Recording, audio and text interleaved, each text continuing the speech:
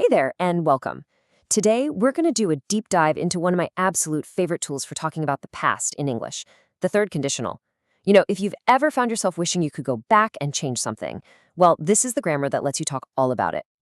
I mean, we all do it, right? We lie awake thinking, what if I had just done that one thing differently? That feeling, that exact what-if moment, that's what the third conditional is built for. It gives us the language to explore a past that never actually happened. Okay, so first things first, let's get a really clear idea of what the third conditional is and maybe more importantly, what it does for us when we're speaking. So at its core, it's pretty simple.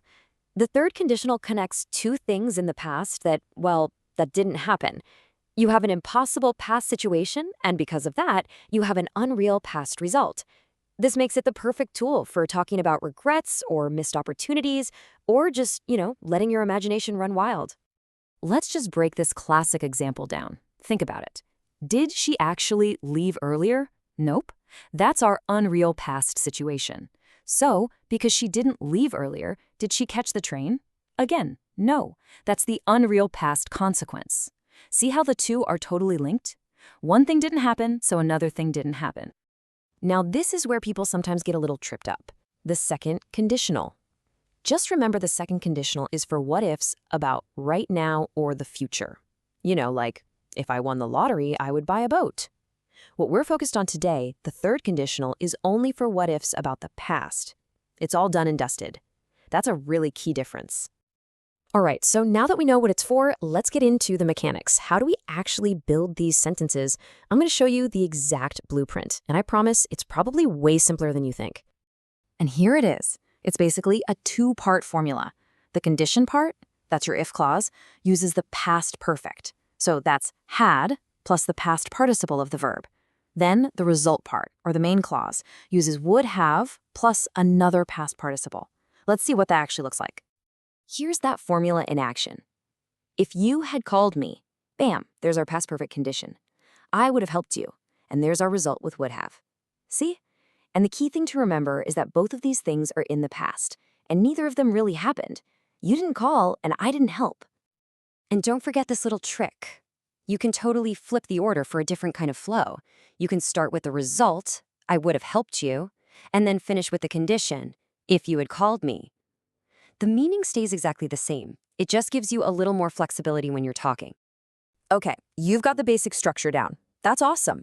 Now let's talk about a few little tweaks that will take your third conditional from just being correct to sounding completely natural, like you've been using it your whole life. Okay, this one is huge. Contractions. Native speakers almost always shorten these phrases down. So I would have becomes I'd have, and you had becomes you'd. Listen to how much better this flows.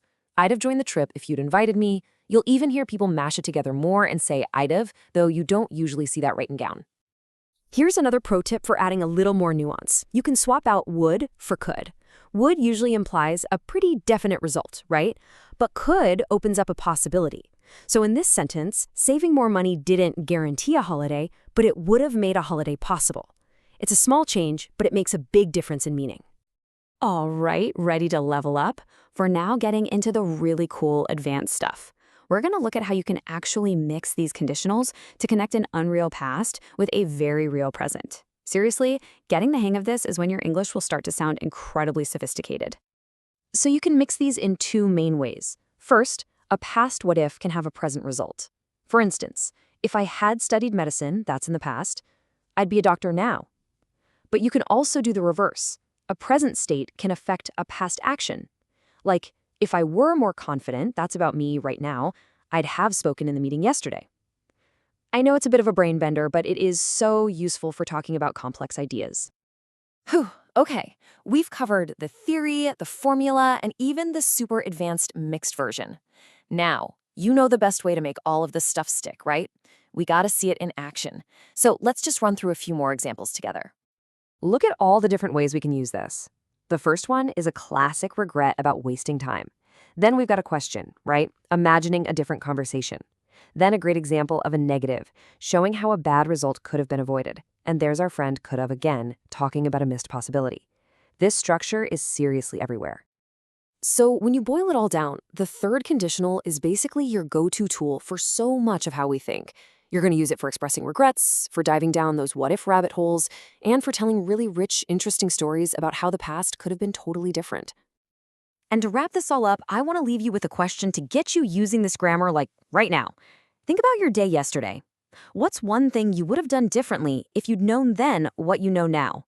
That right there, that's the power of the third conditional.